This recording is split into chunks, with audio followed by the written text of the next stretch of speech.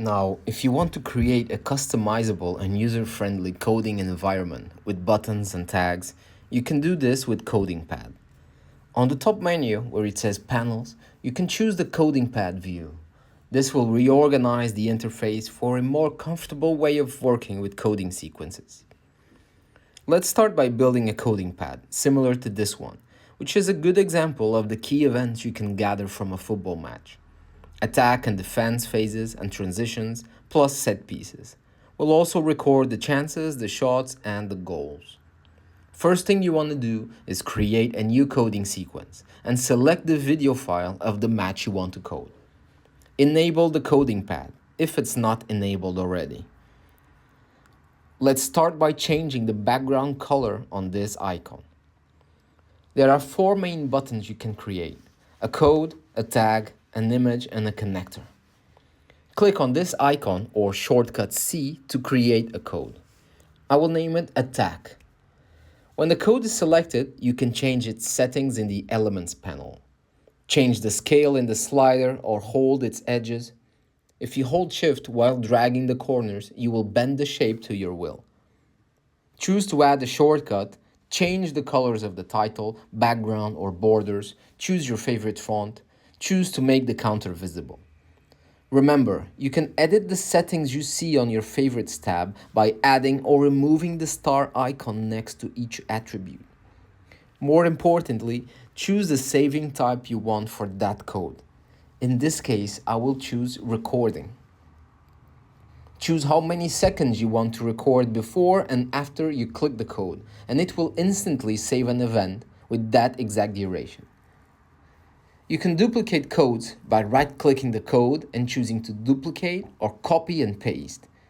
You can also hold the Alt key to drag and copy that button. If you wish to align the buttons, you select the elements that you want to align, open the menu with a right click, and choose any of these options. Create tags by clicking its icon or using shortcut T. I'll name this one Shots. In the element settings, the tag is set to be inserted after the code, as this is usually the most agile way of tagging, but you can change its behavior to any of the 2 other options. Choose to create a group for your tags to keep them organized. In this case, the Shots tag can be grouped as a tag. If I duplicate this tag, I will keep the same settings for tag group and tag saving type. Now is a good time to talk about connectors, because they will make this work so much easier and faster. Connectors are meant to reduce the amount of clicks you do during your coding process, and there are 3 different types. The trigger connector will automatically trigger another code. The diffuse connector will automatically stop another code. And the absolute connector prevents 2 codes from being active at the same time. When you're happy with your coding window, save it as a template in this drop-down menu, where you'll also find the option to load the template.